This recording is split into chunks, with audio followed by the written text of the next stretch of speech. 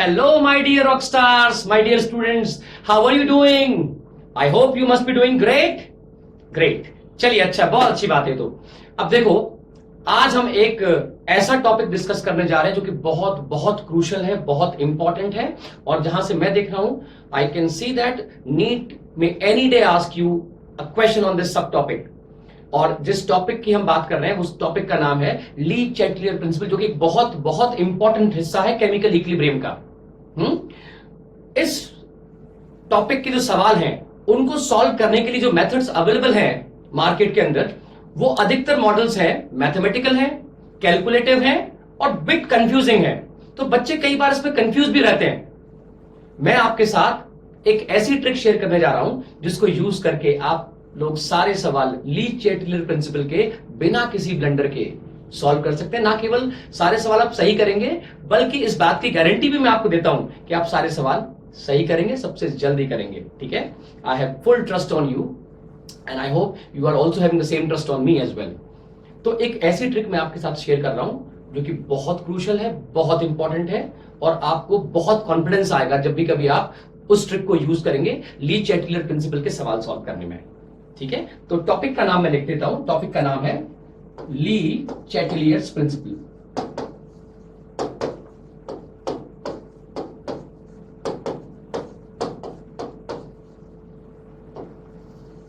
अब इस टॉपिक को समझने के लिए जो सबसे पहले आपको एक बेसिक चीज मुझे बतानी है कि क्या ये आपको पता है कि नहीं पता है। आई होप आप सबने बचपन में कभी ना कभी पाइप और पानी के साथ तो कुछ ना कुछ खिलवाड़ किया होगा। अगर आपने किया है तो आप बिल्कुल सही जगह पर हैं। मैं कुछ सवाल आपसे करने जा रहा हूं और आपको उन सवालों के सही आंसर देने हैं। बहुत कॉमन सेंस, अरे कोई भी छोटा बच्चा दे देगा, अरे इनका आंसर तो आप तो फिर भी बहुत बड़े हो। देखो, मैं एक YouTube को यूज करने जा रहा हूं, और ये YouTube मैं पहले ही बोल चुका हूं, ये वो YouTube नहीं है जिसको आप समझ के बैठे हुए हैं। ना ना ना, ये बचपन वाला YouTube है जिसमें हमने पानी के साथ खिलवाड़ किया हुआ है। मेरा एक पहला सवाल ये है बच्चों कि अगर हम पानी को यहां से डालते हैं तो आपको फोकस करना है हॉरिजॉन्टल ब्रांच के अंदर, इस ब्रांच में आपको फोकस करना है। आप मुझे ये बताओगे कि अगर मैंने पानी को यहां से डाला है तो आप बताओ हॉरिजॉन्टल ब्रांच के अंदर पानी का मूवमेंट किस तरफ रहेगा? लेफ्ट हैंड साइड जाएगा कि राइट हैंड साइड जाएगा? ऑब्वियसली बच्चों राइट हैंड साइड जाएगा। कोई भी बता देगा आपको, पानी इधर से आ रहा है इधर ही जाएगा ना, उल्टा थोड़ी भागेगा, है ना, अगेंस्ट द ग्रेविटी थोड़ी जाएगा वो। ठीक है, चलो ठीक है, great, very good very good very good.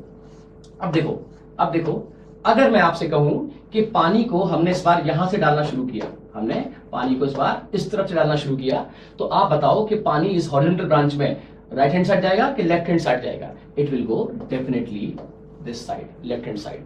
Clear हुआ? ये सबको दिख रहा है सब कुछ? Very good. एक और सवाल देखो बच्चों, ये वही YouTube है। इस बार हम पानी को यहां से, इसमें पानी भरा हुआ है, अज्यूम कर रहे हैं हम लोग, है ना।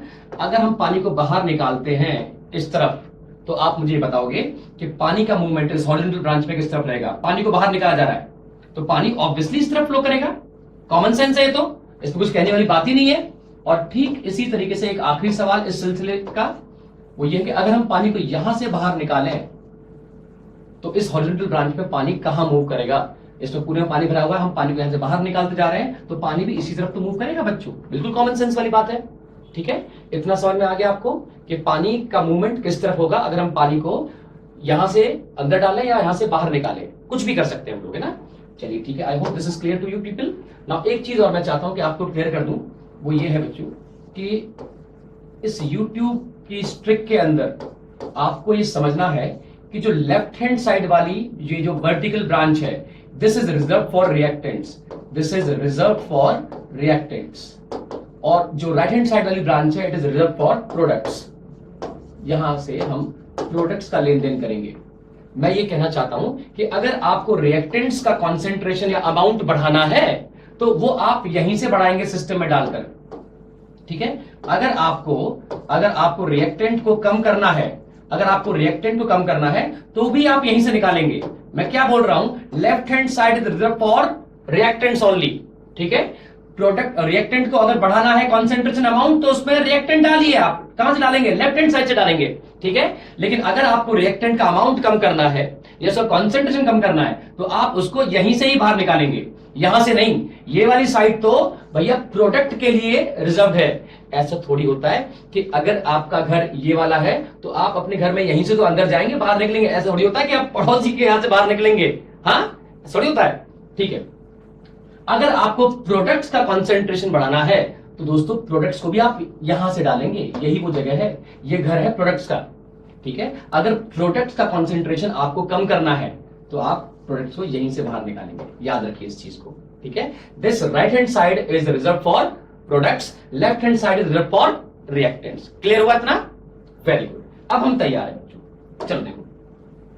अब मैं आपको एक बहुत इंपॉर्टेंट बात शेयर करने जा रहा हूं कि ये जो हम ट्रिक शेयर करने जा रहे हैं आपके साथ में, this is valid for chemical equilibrium, not for physical equilibrium. I repeat, this trick is valid only for chemical equilibrium, chemical reactions के लिए है ये, फिजिकल इक्विलिब्रियम के लिए नहीं है। For example ice converting to water, है ना, सॉलिड कन्वर्टिंग टू लिक्विड, ये उसके लिए नहीं है, ठीक है, केवल केमिकल रिएक्शंस के लिए है, ठीक है। चलिए आइए शुरू करते हैं। अब हम देखने जा रहे हैं कि क्या क्या इफेक्ट होगा इक्विलिब्रियम पर, रिएक्शन पर, अगर हम कॉन्सेंट्रेशन बढ़ाएं या कम करें, हम टेम्परेचर बढ़ाएं या कम करें, हम प्रेशर और वॉल्यूम को घटाएं या कम करें, या हम कोई नोबल गैस को यूज करें, तो हमारा जो रिएक्शन है वो मूवमेंट कहां होगा उसका, लेफ्ट हैंड साइड या राइट हैंड साइड?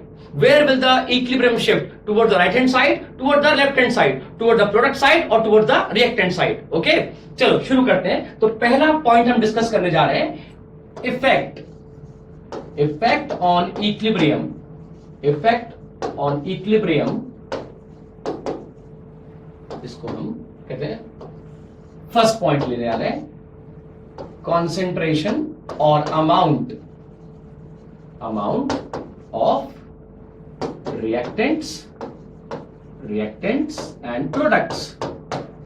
ओके, अब देखो बच्चों, आप समझो इस बात को, आपको सब कुछ समझ में आएगा। आपको बस हॉरिजॉन्टल सेक्शन में फोकस करना है। कहां से फोकस करना है? हॉरिजॉन्टल सेक्शन पर। देखो ये रहा वो यूट्यूब, और एज यूजुअल ये लेफ्ट हैंड साइड ये रिजर्व रहेगी रिएक्टेंट्स के लिए, right hand side will reserve for products.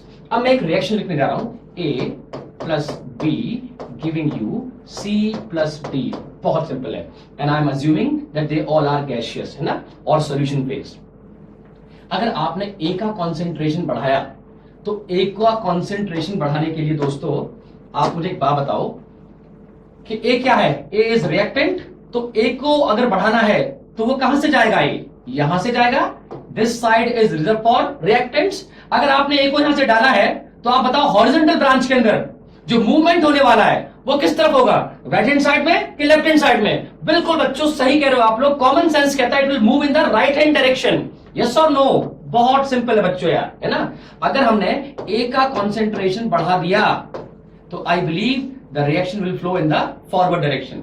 अगर मैं पूछूं आपसे, अगर आपने बी का कॉन्सेंट्रेशन बढ़ाया है तो बी भी क्या है? बी भी तो रिएक्टेंट है भाई। इस एरो के लेफ्ट हैंड साइड पे सब रिएक्टेंट है, इस तरफ सारे प्रोडक्ट्स हैं। तो मैंने अगर बी का कॉन्सेंट्रेशन बढ़ाया है तो बी भी तो यहीं से जाएगा बच्चों। जब बी भी यहां से बढ़ रहा है तो मूवमेंट किस तरफ होगा? Again in the right hand direction. तो equilibrium will be shifting in the right hand direction whenever you are increasing the concentration of reactant.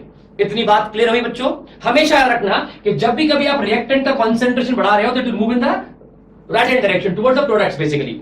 अब एक और सवाल रहेगा, वो हम एक बार इनको चेंज कर लेते हैं कि अगर मैं कॉन्सेंट्रेशन ऑफ सी बढ़ाऊं या सी का अमाउंट बढ़ा दूं तो रिएक्शन किस तरफ फ्लो करेगा? सी क्या है? प्रोडक्ट है। तो सी के लिए क्या करना पड़ेगा आपको? सी का कॉन्सेंट्रेशन यहां से बढ़ाएंगे।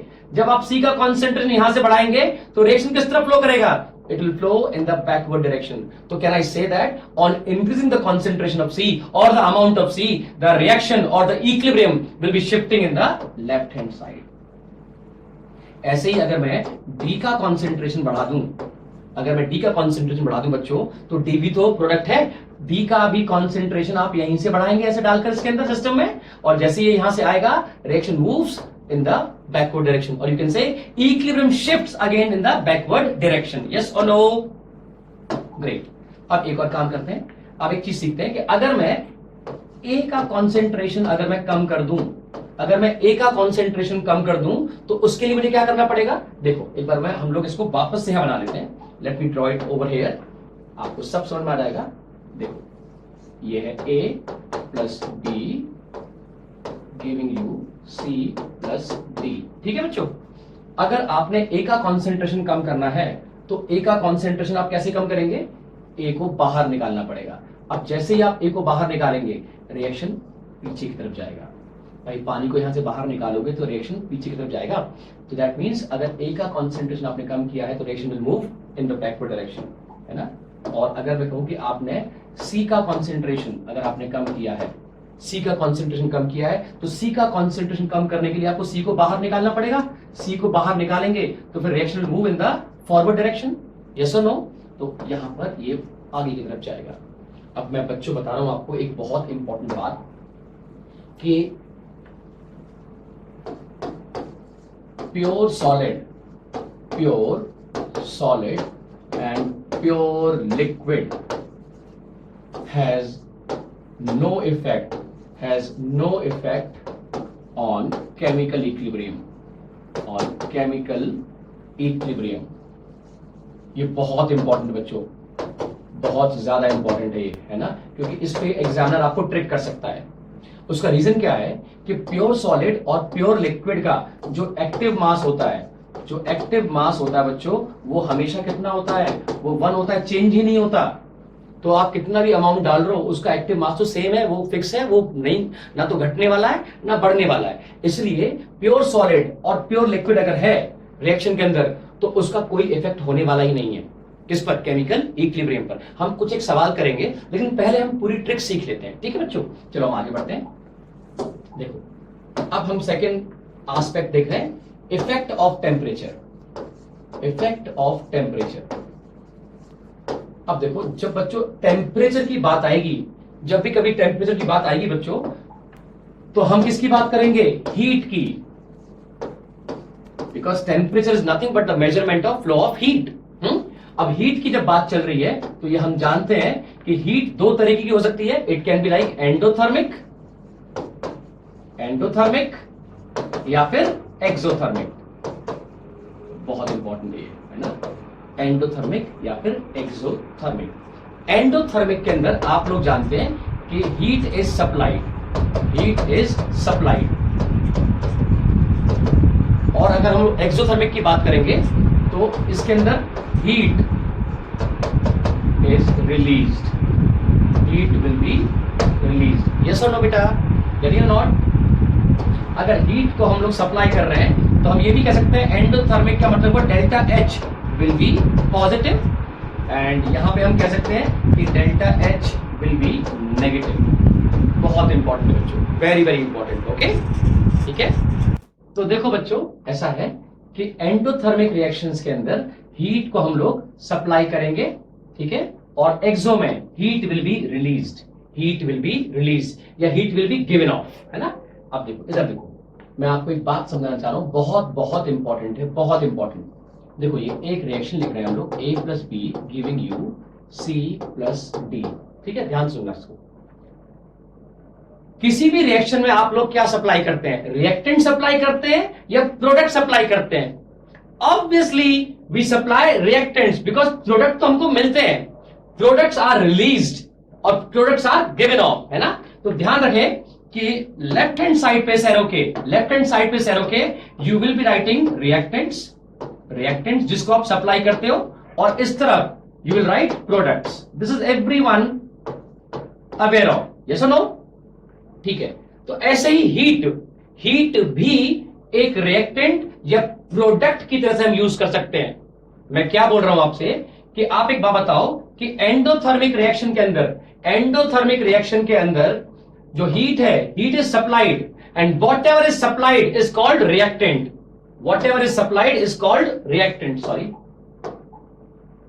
Reactant is supplied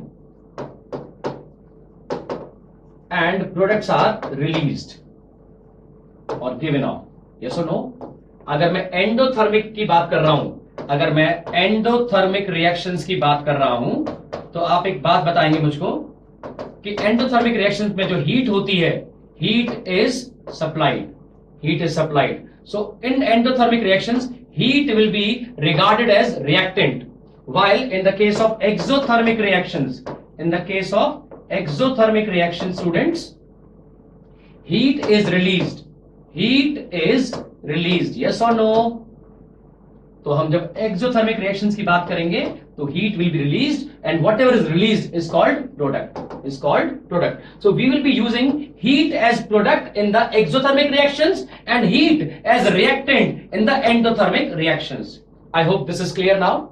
जिस भी चीज को हम सप्लाई करते हैं, चाहे वो हीट हो चाहे कोई वो रिएक्टेंट हो, it will be written on the reactant side, while whatever we get, whatever is released is called product and will be written on the product side including heat.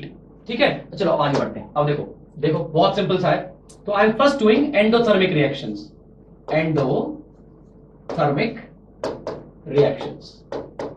देखते हैं हम लोग. एंडोथर्मिक रिएक्शन में heat is supplied. तो अब reaction देखो आप लोग. अब रिएक्शन देखो, मैं इसको यूज कर लेता हूं. So we are having A plus B giving you C plus D, है ना. अब हीट हम कहां लिखेंगे इसमें? हीट हम लिखेंगे reactant side, because heat is supplied. Whatever is supplied is written on the reactant side. अब एक बात बताओ, अगर मुझे टेम्परेचर बढ़ाना है तो मैं टेम्परेचर कैसे बढ़ा सकता हूं? बाय सप्लाइंग हीट और by taking out heat. By supplying heat. भाई अगर मुझे टेम्परेचर बढ़ाना है तो कॉमन सेंस कहता है कि मुझे हीट को सप्लाई करना पड़ेगा. अगर मैं हीट को सप्लाई करूंगा, यस और नो, तो जब ये हीट अंदर जा रही है तो रिएक्शन कहां मूव करेगा? फॉरवर्ड मूव करेगा. That means in endothermic reactions on increasing temperature you will have to supply the heat and reaction moves in the forward direction. Yes और नो. लेकिन अगर मैं टेम्परेचर को कम कराऊंगा, तो कैसे कम कराऊंगा? हम इसको यहां ले लेते हैं, हम इसको यहां पे लिख लेते हैं. No problem whatsoever. अब देखो इधर अगेन वही रिएक्शन रहेगा और इस बार हम लिखेंगे इसको A plus B giving you C plus D. Heat again यहीं जाने वाली है. This is separate. हीट यहीं पर है और इस बार हम टेम्परेचर को हम लोग कम कर रहे हैं. तो टेम्परेचर कैसे कम करोगे? रिएक्शन को हीट देकर या हीट को बाहर निकालकर? ऑब्वियसली हीट को बाहर निकालकर. तो हम हीट को बाहर निकालेंगे. अगर आप हीट को बाहर निकालेंगे तो इस ब्रांच के अंदर reaction will move backward. Yes और नो?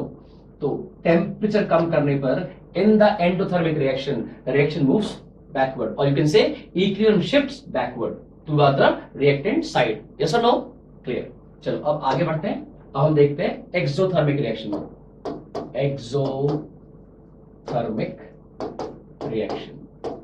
एक्सोथर्मिक रिएक्शन बहुत सिंपल है.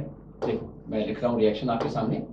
A plus B giving you C plus D. अब ध्यान से देखो इस चीज को. एक्सोथर्मिक रिएक्शन में हीट बाहर निकलती है. जो भी चीज बाहर निकलती है वो क्या कहलाती है? प्रोडक्ट. तो हम हीट को कहां लिखेंगे? प्रोडक्ट साइड में लिखने वाले हैं. अग्री? अब देखो अगर मैंने टेम्परेचर बढ़ाया तो टेम्परेचर बढ़ाने का मेरे पास एक ही तरीका है. हीट को भैया सिस्टम में डालो. जब हीट को सिस्टम में डालोगे, कहां से डालोगे? यहां से डालोगे ना. ये प्रोडक्ट साइड है तो प्रोडक्ट साइड में हीट यहां से अंदर जाएगी. यस और नो? तो रिएक्शन कहां मूव करेगा? बैकवर्ड मूव करने वाला है. दैट मींस अगर हमने एक्सोथर्मिक रिएक्शन के अंदर हीट को अंदर डाला टेम्परेचर बढ़ाने के लिए, तो रिएक्शन मूव बैकवर्ड. इसी तरीके से अगर आप देखेंगे, अगर हम एक रिएक्शन लिखते हैं, यही वाला रिएक्शन लिख लेते हैं. A plus B giving you C plus D, and this is heat because we are still using exothermic reaction. अब मैं कह रहा हूं कि I want to decrease the temperature. The only way to decrease the temperature is that take out the heat. तो heat को बाहर निकालना है. हीट कहां है? प्रोडक्ट साइड में है. तो हीट को आप यहां से बाहर निकालेंगे. जब हीट को आप यहां से बाहर निकालेंगे तो रिएक्शन फॉरवर्ड मूव करने वाला है. तो exothermic reaction will move forward on decreasing temperature. तो देखो आपको कॉन्ट्रास्ट दिखाता हूं. एंडोथर्मिक रिएक्शन में आपने टेम्परेचर बढ़ाया तो रिएक्शन मूव्स फॉरवर्ड, जबकि एक्सो के अंदर अगर आपने टेम्परेचर बढ़ाया तो रिएक्शन मूव्स बैकवर्ड. ऑपोजिट है भाई, होगा ऑब्वियसली.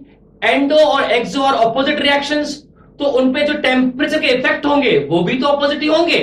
तो endothermic reactions move forward on increasing temperature, while exothermic reaction will move backward on increasing temperature. Same thing will happen when you decrease the temperature. In endothermic case, on decreasing temperature, reaction moves backward, while in the case of exothermic, on decreasing it, reaction moves forward.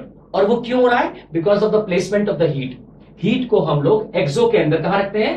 Product side में रखते हैं, जबकि endo के अंदर हम कहां रखते हैं बच्चों? इसको रिएक्टेंट साइड पे रखते हैं। क्लियर हुआ? पक्का? अब कोई कंफ्यूजन तो नहीं रहेगा? तो एक सवाल बताओ, एंडोथर्मिक रिएक्शन के अंदर अगर मैंने टेम्परेचर को बढ़ाया तो हीट हम कहां रखेंगे? रिएक्टेंट साइड पे। टेम्परेचर बढ़ाने के लिए आपको हीट को सिस्टम में डालना पड़ेगा, सिस्टम में हीट जाएगी तो reaction will move forward. Yes और नो? एक्सो के अंदर हीट यहां होती है प्रोडक्ट साइड पे, अगर आपने अब टेम्परेचर बढ़ाया तो हीट को यहां से डालेंगे, रिएक्शन मूव्स बैकवर्ड। बिल्कुल सिंपल सा रहेगा। क्लियर? चलिए नेक्स्ट मूव करते हैं हम लोग। अब देखते हैं effect of pressure. Okay, next one is effect of pressure, कि प्रेशर को बढ़ाने और घटाने से क्या फर्क पड़ने वाला है। ठीक है, this is the third effect we are talking about. ठीक है, देखो इसके लिए तो आपको एक काम करना पड़ेगा, आपको ये समझना पड़ेगा, there is something called piston cylinder work, है ना, कि अगर आपके पास ये पिस्टन है, अगर आपको प्रेशर बढ़ाना है, if you want to increase pressure, तो प्रेशर कैसे बढ़ाएंगे? कंप्रेस कर इस पिस्टन को आप कंप्रेस करेंगे। यस और नो? अगर आपको इस सिस्टम के अंदर प्रेशर को कम करना है तो प्रेशर कम कैसे करेंगे? इस पिस्टन को अपलिफ्ट कर, है ना, ऊपर उठाकर। अगर आपको प्रेशर बढ़ाना है तो कंप्रेस करना पड़ेगा, और अगर आपको प्रेशर को कम करना है तो इसे लिफ्ट करना पड़ेगा पिस्टन को। यस और नो? क्लियर? बस इतना सा काम करना है अपने को। और एक खास बात और, कि पिस्टन को रखना कहां पर है? देखो, पिस्टन आप हमेशा वहां रखेंगे जहां पर के नंबर ऑफ मोल्स ज्यादा होंगे।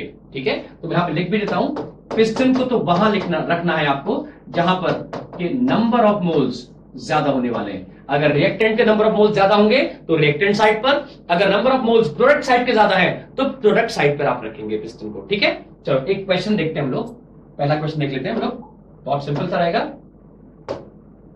देखो बहुत सिंपल सा है। I am giving you A plus B and giving you C, और यहां पर हम ये मान रहे हैं कि दे आर ऑल गैसियस, क्योंकि प्रेशर का इफेक्ट तो केवल गैसियस रिएक्शन पे ही आता है, प्योर लिक्विड और प्योर सॉलिड थोड़ी आता है। ठीक है, अब देखो इधर 2 मोल है रिएक्टेंट के, 1 मोल है प्रोडक्ट का। कितने? 1 + 1 कितना हो बच्चों? 2। यहां कितने मोल्स है?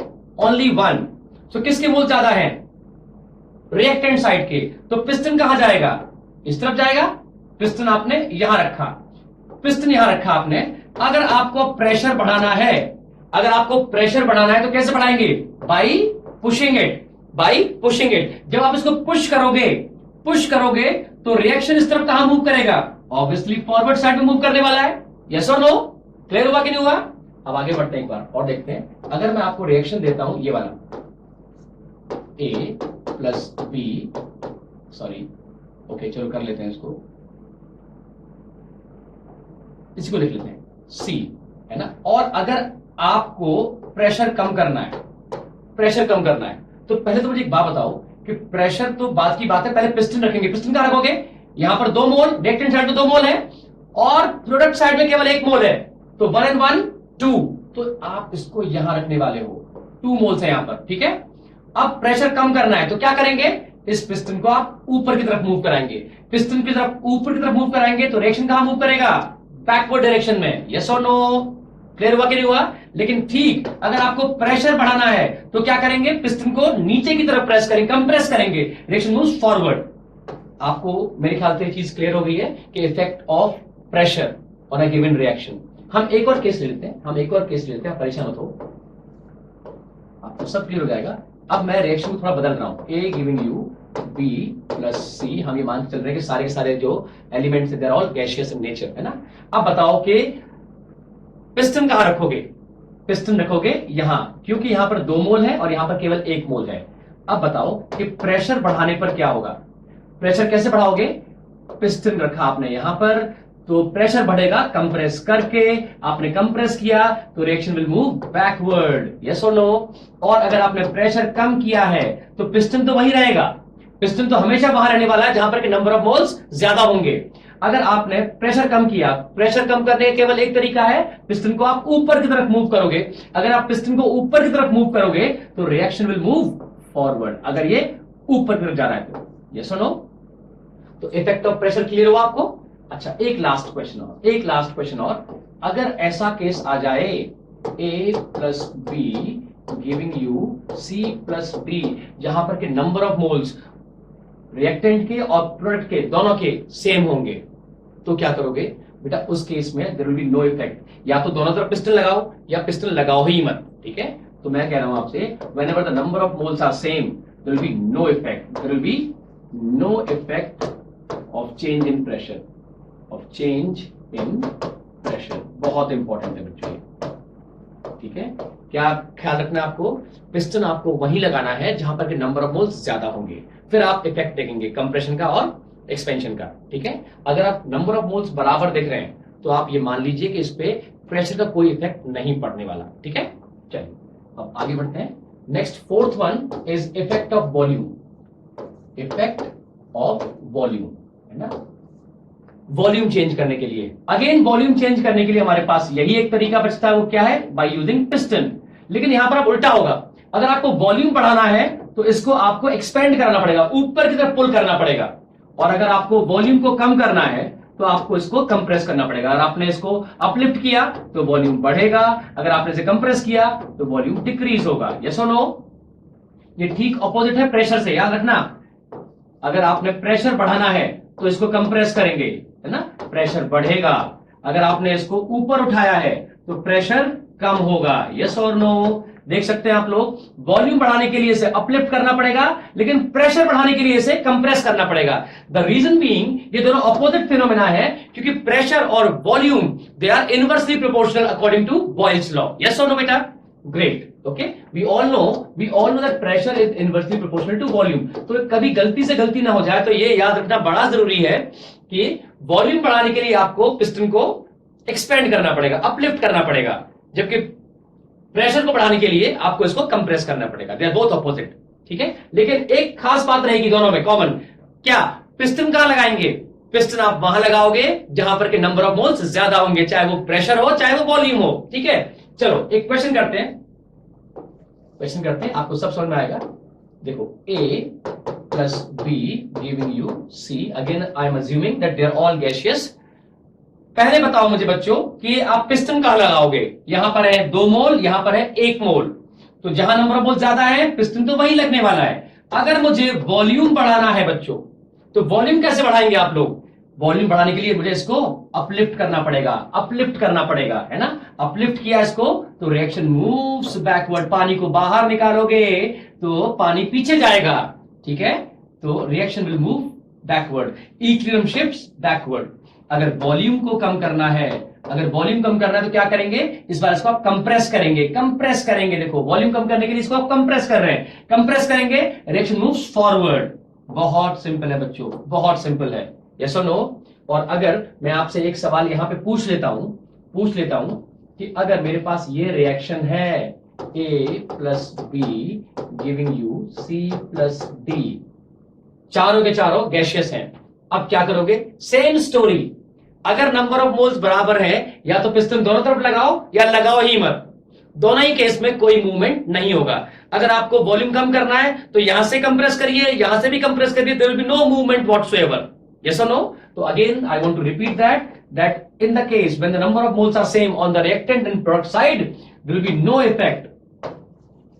Effect of volume change. Yes और नो? क्लियर है कि नहीं है? अब आप देख सकते हैं कि अगर मैं इस रिएक्शन की बात करूं, किसकी?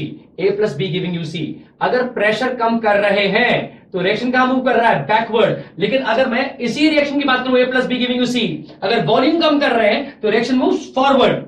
क्यों? क्योंकि प्रेशर और वॉल्यूम इनवर्सली प्रोपोर्शनल है, दोनों उल्टे हैं, तो उनके इफेक्ट भी उल्टे ही आएंगे, ऑपोजिट आएंगे। यस और नो? ठीक है, चलो ठीक है, आगे बढ़ते हैं। अब हम आते हैं लास्ट पार्ट पर, that is called effect of noble gas. Effect of noble gases. बहुत इंपॉर्टेंट है और बहुत टफ सा पड़ता है बच्चों के लिए, है ना। लेकिन अपने पास एक ऐसी ट्रिक है जिसकी हेल्प से आप सारी चीजें एक शॉट में सॉल्व कर सकते हो। इसमें पहली बात तो याद रखनी है कि at constant volume no effect on equilibrium, because अगर आपने प्रेशर को कांस्टेंट कर दिया, मीन आपने पिस्टन ही बराबर कर दिए हैं, पिस्टन को फिक्स कर दिया है। जब पिस्टन फिक्स हो गए हैं तो आप कुछ भी कर लो, कोई मूवमेंट होने वाला है नहीं। Remember that what I am sharing is not mathematical aspect. I am sharing you the tricks which can help you in solving all kind of questions from Lee-Chatelier principle. Okay, so there will be no effect on equilibrium if you are adding noble gas at constant volume. जो effect आएगा वो आएगा at constant pressure पर। तो दूसरा case रहेगा at constant pressure।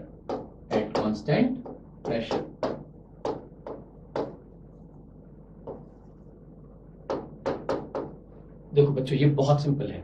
इसको समझने के लिए आपको जो है एक स्टोरी पता होना चाहिए। आप सबने, मैं उम्मीद करता हूं कि आपने महाभारत की स्टोरी सुनी होगी, बिल्कुल सुनी होगी बच्चों, वो हमारा कल्चर भी है। तो उस महाभारत की स्टोरी में दो टीम थी, एक कौरवों की टीम थी, एक पांडव की टीम थी। कौरवों की टीम ज्यादा बड़ी थी, पांडवों की टीम कम थी। यहां पर आप ऐसे समझ लो कि पांडव तो 5 थे और कौरव जो है वो 100 थे। भगवान कृष्ण उस स्टोरी के सुपर हीरो थे। तो भगवान कृष्ण ने, आपसे एक सवाल मैं पूछ रहा हूं, किसका साथ दिया था, पांडवों का कि कौरवों का? पांडवों का ही दिया था, हम सब जानते हैं। तो पांडव जो है संख्या में कम थे, the number of people in Pandava side was less. ये 5 थे, ये 100 थे। भगवान कृष्ण ने पांडवों का साथ दिया था। किसका साथ दिया था? उन लोगों का जो कि संख्या में कम थे। अच्छे लोग तो वैसे भी कम ही होते हैं ना, तो भगवान उन्हीं का साथ देते हैं जो संख्या में कम होते हैं, और कम लोग अच्छे लोग होते हैं। ठीक है, तो हम एक काम करेंगे। अच्छा, आपको एक बात बता दूं कि भगवान कृष्ण ने उस लड़ाई के अंदर, महाभारत के युद्ध में, कोई एक्टिव पार्टिसिपेशन नहीं किया था। He was like a noble participant, just like noble gases. Noble gases don't participate in the war और in the reaction. So what we'll do, let us take an example of noble gas like say helium, and what we'll do, we will equate helium as Lord Krishna, the reason being Lord Krishna ने उस war में कोई active participation नहीं लिया था। he was just inert in that war, okay, just like helium। अब ध्यान से बात सुनो, लॉर्ड कृष्णा जब भी कभी किसी रिएक्शन में जाएंगे या किसी भी युद्ध में जाएंगे तो किसका साथ देंगे? वो साथ देंगे उनका जहां पर के number of people are less, जहां पर number of moles are less. अब आप देखो, आपको सब समझ में आने वाला है। देखो, A plus B giving you C, एक रिएक्शन। दूसरा रिएक्शन मैं आपसे दे रहा हूं, A giving you B plus C, और तीसरा मैं दे रहा हूं आपको A plus B giving you C plus D। आपको बस इस बात का ख्याल रखना है कि at constant pressure you will be using the noble gases at lord Krishna. Lord Krishna will enter from where the number of moles are less. Okay, अब एक बात बताओ मुझे, इस केस के अंदर जो हीलियम है वो कहां से एंटर करेगी? भैया भगवान कृष्ण तो वहीं से आएंगे ना जहां पे number of particles are less. यहां पे 2 पार्टिकल्स हैं, यहां पर 1 पार्टिकल है, तो helium will enter from here. Helium enter from here, then reaction moves backward, as simple as that. इस केस के अंदर देखोगे तो यहां पर 1 पार्टिकल है, यहां पर 2 पार्टिकल्स हैं, यहां पर 1 नंबर ऑफ मोल है, यहां पर 2 नंबर ऑफ मोल्स हैं। तो हीलियम कहां से आएगी? हीलियम आएगी यहां से, और रिएक्शन मूव करेगा फॉरवर्ड डायरेक्शन में। यस और नो? इस केस के अंदर, इस केस में भैया number of particle are same, और ऐसे केस में भगवत गीता कहती है कि भगवान कृष्ण नहीं आएंगे, तुम आपस में ईंट उठा लो, एक दूसरे के सर फोड़ दो, कोई फर्क नहीं पड़ता। हीलियम और lord Krishna will not enter over here, they will not be giving any effect out there. तो अगेन यहां पे हम लिख सकते हैं basically no effect okay of adding the noble gas when the number of moles are same। तो आप देखो, प्रेशर में, वॉल्यूम में और noble gases at constant pressure में अगर number of moles are same on reactant and product side, there will be no effect whatsoever. Yes और no? Is that clear now? तो फाइनली मैं आपको एक बहुत इंपॉर्टेंट बात बताने जा रहा हूं, उसके बाद हम लोग सवाल करने वाले हैं कि ये जो ट्रिक्स मैंने शेयर करी हैं दे आर नॉन मैथमेटिकल, ठीक है, लेकिन आप इनको यूज करके आप सारे सवाल सॉल्व कर सकते हो, नीट के तो सारे ही कर सकते हो, and that in fraction of seconds, आराम से, कोई दिक्कत नहीं आने वाली आप लोगों को। अब इस बात का ख्याल रखना है आपको कि प्योर सॉलिड और प्योर लिक्विड का यहां पर कोई इफेक्ट नहीं होता है, and these tricks are valid only for chemical equilibrium, not for physical equilibrium. अब हम एक काम करेंगे, अब हम कुछ सवाल करेंगे, ठीक है, और देखते हैं कि आप लोग उन सवालों को कैसे सॉल्व कर पाते हैं। ठीक है, तो चलो मूव करें, चलिए मूव करते हैं। चलिए आओ, देखो पहला सवाल दे रहा हूं मैं आपको, बहुत सिंपल सवाल है, आप सारे बच्चे कर लेंगे आराम से। अब देखो, twice NaNO3 giving you twice NaNO2 plus O2, ये रिएक्शन है। ठीक है, समझ में आ गया आप लोगों को। अब पहला सवाल मेरा ये है कि अगर आप सोडियम नाइट्रेट का अमाउंट बढ़ाते हैं या कॉन्सेंट्रेशन बढ़ाते हैं तो इक्विलिब्रियम किस तरफ शिफ्ट करेगा, फॉरवर्ड या बैकवर्ड, फॉरवर्ड या बैकवर्ड। अब यहां पर बच्चे एक बहुत बड़ी गलती कर देते हैं, ऑब्जर्व नहीं करते, फोकस नहीं करते हैं, उनको बताया ट्रिक है आगे बढ़ जाओ। नो, ऐसा नहीं करना है, देखना पड़ेगा। ऑब्जर्वेशन तो आपका बहुत ही ज्यादा अच्छा होना चाहिए। याद रहे कि अगर आप ये सोच रहे हैं कि सोडियम नाइट्रेट को आप यहां से डालेंगे तो रिएक्शन मूव्स फॉरवर्ड, ऐसा नहीं होगा। Reaction will not move forward, ये गलत है, this is wrong. The reason being, ये सबको पता है sodium nitrate is a salt and salt are actually solid, they are solid. तो सोडियम नाइट्रेट को डालने से कोई फर्क नहीं पड़ेगा, क्योंकि मैं आपको बता चुका हूं कि प्योर सॉलिड और प्योर लिक्विड का कोई फर्क नहीं पड़ता है केमिकल रिएक्शन कर। ठीक है, क्योंकि उनका एक्टिव मास फिक्स है, कितना है, 1 है। ऐसे ही मैं सवाल करूं कि सोडियम नाइट्राइट NaNO2 का कॉन्सेंट्रेशन बढ़ाऊं तो रिएक्शन कहां मूव करेगा। जनरली बच्चा कहेगा कि सर वो यहां से जाकर ऐसे जाएगा और रिएक्शन विल मूव बैकवर्ड। नहीं, बैकवर्ड नहीं जाएगा। The reason being, sodium nitrite is also a salt, all salts are solid in nature, yes और नो। तो दोनों सॉलिड है, प्योर सॉलिड। प्योर सॉलिड को कम करने से या बढ़ाने से केमिकल इक्विलिब्रियम पर कोई फर्क नहीं पड़ता, इतना ध्यान रखेंगे आप लोग। तो कोई भी सॉल्ट देखेगा आपको आज के बाद तो याद रखेंगे इट विल बी सॉलिड और उसका कोई फर्क नहीं पड़ेगा। अब मैं आपसे एक बात करता हूं कि इफ, अच्छा ये जो रिएक्शन है, अगर मैं पूछूं कि टेम्परेचर को बढ़ाने से क्या फर्क पड़ने वाला है, तो सर आपने तो यहां पर बताया नहीं कि एक्सो है कि एंडो है। तो एग्जामिनर आपसे ये उम्मीद करता है बच्चों कि आपको थोड़ी बहुत सेंसिबिलिटीज है कि नहीं, आपको थोड़ी बहुत केमिस्ट्री आती है कि नहीं। ये कैसा रिएक्शन है, यह है डीकंपोजिशन रिएक्शन, यस और नो। और decomposition reaction in general they are like what, they are endothermic in nature. अरे भाई, इसको तोड़ने के लिए आपको हीट सप्लाई करनी ही पड़ेगी, टेम्परेचर बढ़ाना ही पड़ेगा आपको, यस और no. This is endothermic reaction.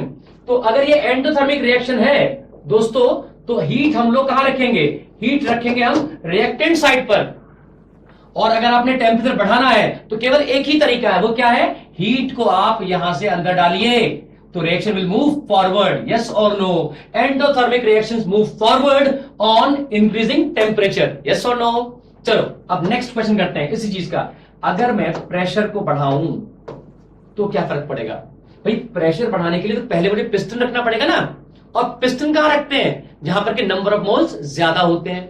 तो नंबर ऑफ मोल्स ज्यादा देखें, अगर हम सॉलिड को निग्लेक्ट भी कर दें तब भी कम से कम 1 मोल ऑक्सीजन तो यहां पर है, यहां तो कोई है ही नहीं। That means number of moles are more on the product side. तो पिस्टन आप कहां रखोगे, पिस्टन आप रखोगे यहां पर।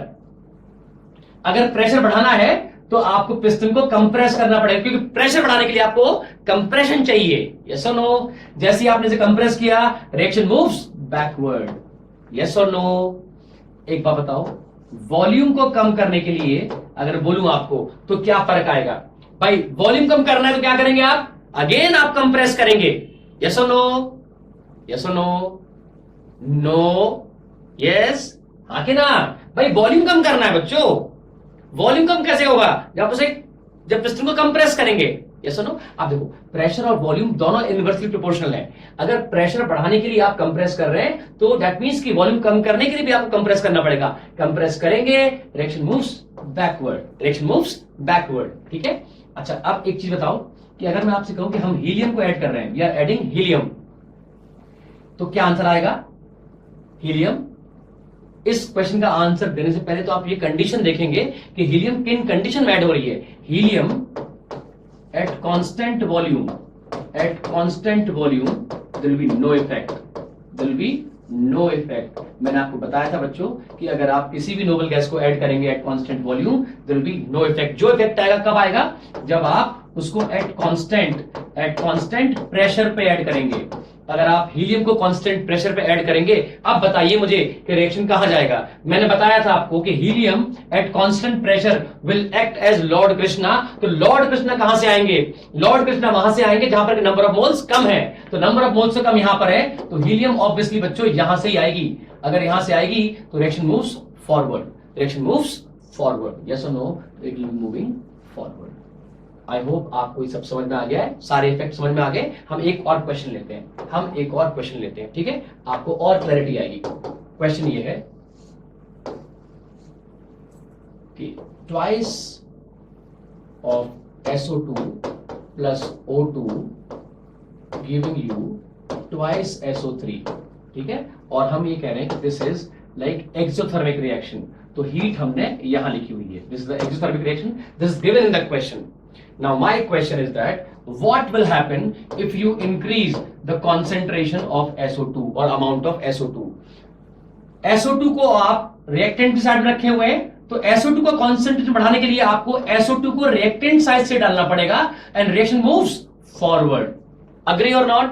इसी प्रकार से अगर कहूं कि आपको O2 का कॉन्सेंट्रेशन बढ़ाना है, तो अगेन O2 भी रिएक्टेंट साइड पर है, तो O2 भी यहीं से जाएगी और अगेन रिएक्शन मूव्स फॉरवर्ड। अगर मैं कहूं आपसे कि SO3 का कॉन्सेंट्रेशन बढ़ाना है भाई, तो SO3 इज द प्रोडक्ट, इसका कॉन्सेंट्रेशन तो आप यहीं से बढ़ाएंगे, यहीं से डालकर, तो रिएक्शन मूव्स बैकवर्ड। क्लियर हुआ बच्चों आप लोगों को? सारे सवाल क्लियर हो रहे हैं? अगर मैं कहूं SO3 का कॉन्सेंट्रेशन या अमाउंट हम कम कर रहे हैं, तो SO3 को बाहर भी निकालना है, तो यहीं से बाहर निकालना है ना। जैसे इसको बाहर निकालेंगे यहां से, तो reaction moves again forward. Yes और नो? अब देखो इफेक्ट ऑफ टेम्परेचर। टेम्परेचर में अगर कहूं कि मुझे बढ़ाना है, ये एक्सोथर्मिक रिएक्शन है, हीट यहां लिखी हुई है, टेम्परेचर बढ़ाने के लिए मुझे हीट को सिस्टम में डालना ही पड़ेगा, सिस्टम के अंदर डालना ही पड़ेगा। जब सिस्टम में हीट जाएगी तो रिएक्शन मूव्स बैकवर्ड। यस और नो? अब एक बात बताओ, प्रेशर को मुझे बढ़ाना है, तो प्रेशर बढ़ाने के लिए मुझे पिस्टन का सहारा चाहिए होगा। पिस्टन कहां रखा है?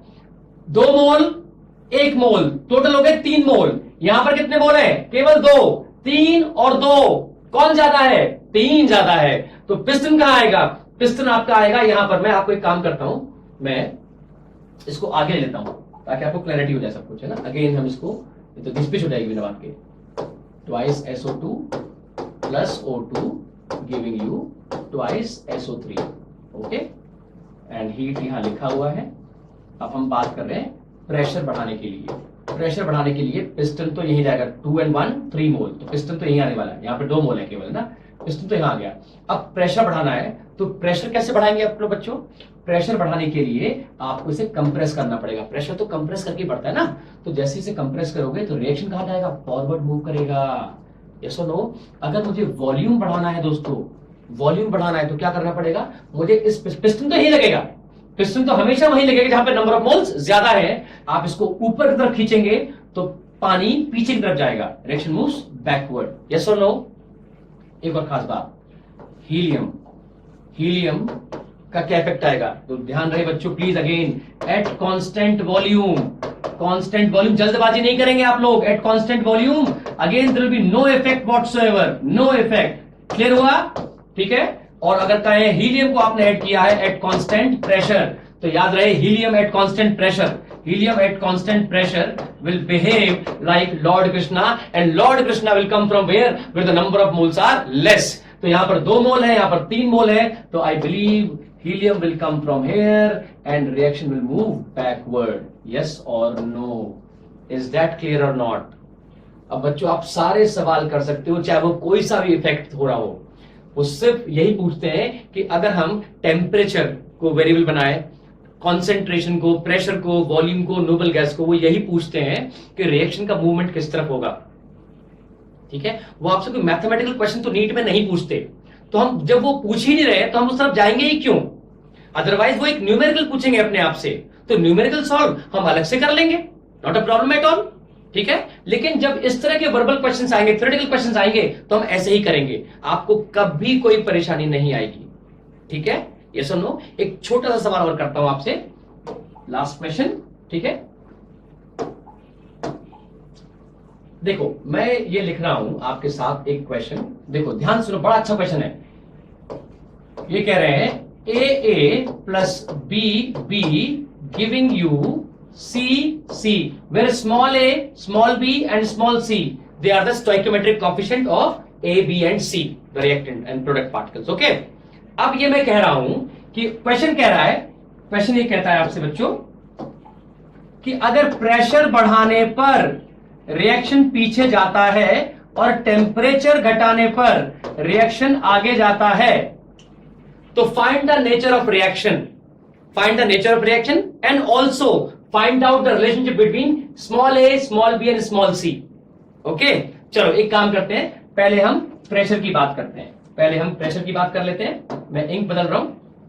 अब देखो प्रेशर बढ़ाना है, तो प्रेशर का नाम आते ही अपने दिमाग में सबसे पहले क्या आना चाहिए कि पिस्टन कहां लगेगा, तो पिस्टन तो वही लगेगा यहां पे नंबर ऑफ मोल्स ज्यादा है। अब देखो बच्चों ध्यान से सुनना इस बात को, मैं इसको अलग से सॉल्व कर रहा हूं। अभी मुझे नहीं पता है कि पिस्टन कहां लगेगा, क्योंकि मुझे नहीं पता है कि A प्लस बी ज्यादा है या C ज्यादा है, ठीक है ना? तो देखिए दोनों तरफ पिस्टन लगाने की कोशिश करते हैं, दोनों तरफ। अगर प्रेशर बढ़ाना है तो कंप्रेस तो करना ही पड़ेगा दोस्तों, कंप्रेस तो करना ही पड़ेगा, है ना? अब देखो अगर मैं कंप्रेस यहां से करूंगा तो रिएक्शन जाएगा फॉरवर्ड, ये तो चाहिए ही नहीं। हमें तो क्या चाहिए, हमें चाहिए बैकवर्ड रिएक्शन, रिएक्शन फॉरवर्ड नहीं चाहिए, हमें चाहिए बैकवर्ड रिएक्शन, ठीक है ना?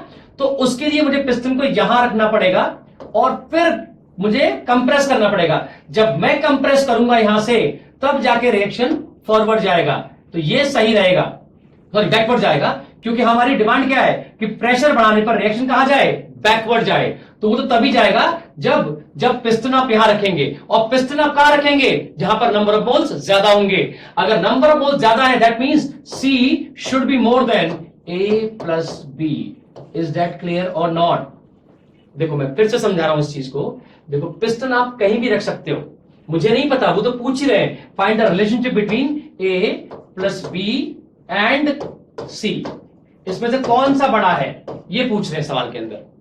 तो अब देखो प्रेशर बढ़ा के मुझे रिएक्शन चाहिए पीछे, तो अगर मैं प्रेशर बढ़ाऊंगा यहां से तो रिएक्शन जाएगा आगे, जो कि हमारी डिमांड ही नहीं है। लेकिन अगर मैं प्रेशर बढ़ाऊं यहां से तो रिएक्शन जाएगा पीछे, that is what I want. लेकिन पिस्टन जब यहां रखोगे, जब पिस्टन यहां रखोगे तो पिस्टन कहां रखते हैं, जहां पर नंबर ऑफ मोल्स ज्यादा होते हैं। तो that means that C should be more than A plus B। Clear हुआ कि नहीं हुआ? अब हम बात करते हैं टेम्परेचर की, ये भी इंपॉर्टेंट है। अगर आपने टेम्परेचर को कम किया हुआ है और रिएक्शन जा रहा है आगे, ठीक है, तो देखें एक बार देख लेते हैं इस चीज को भी अच्छे से, देखते हैं हम लोग। देखो बहुत सिंपल था, मैं इसको वापस लिख देता हूं आपके लिए। ये है AA plus PB and this is CC। Temperature कैसे कम कर सकते हैं आप लोग? हीट को बाहर निकालकर, हीट को बाहर निकाल के। लेकिन अगर आप हीट को यहां रखेंगे तो टेम्परेचर कम करेंगे तो रिएक्शन जाएगा पीछे की तरफ। ये तो हमारी नीड ही नहीं है, क्योंकि हमारा क्वेश्चन कहता है कि the reaction should move forward, forward move करना चाहिए। अगर फॉरवर्ड मूव करना है तो मुझे हीट को यहां पे नहीं रखना है, मुझे रखना पड़ेगा हीट को यहां पर, क्योंकि अगर मैं अब टेम्परेचर कम करूंगा तो टेम्परेचर कम करने के लिए केवल एक तरीका है और वो है हीट को बाहर निकालिए। अगर आप हीट को बाहर निकालेंगे रिएक्शन मूव्स फॉरवर्ड। तो ये हीट कहां रखी है, प्रोडक्ट साइड में रखी है। अब जब हीट को आप प्रोडक्ट साइड में रखोगे तो this reaction is called exothermic reaction, exothermic reaction. Yes और नो? तो इस क्वेश्चन का जो आंसर है वो ये है कि A plus B will be less than C because of the pressure effect. अब जब आप टेम्परेचर कम कर रहे हैं और रिएक्शन फॉरवर्ड जा रहा है तो this reaction will be what, exothermic in nature, exothermic in nature. Yes और नो बच्चों? आई होप बच्चों आपको सब समझ में आया होगा। हमने कुछ भी अब लिखकर ऐसा सॉल्व नहीं किया है, हम सिर्फ विजुअलाइज करके यूट्यूब को हम सारे आंसर प्राप्त कर सकते हैं बिना किसी ब्लंडर के बच्चों। तो आप थोड़ा सा ट्राई करिएगा इन क्वेश्चंस को, आपको बहुत फायदा होगा। Okay, Thank you so much बच्चों. God bless you and may you all become doctors in the coming life. Thank you बच्चों. Thank you so much.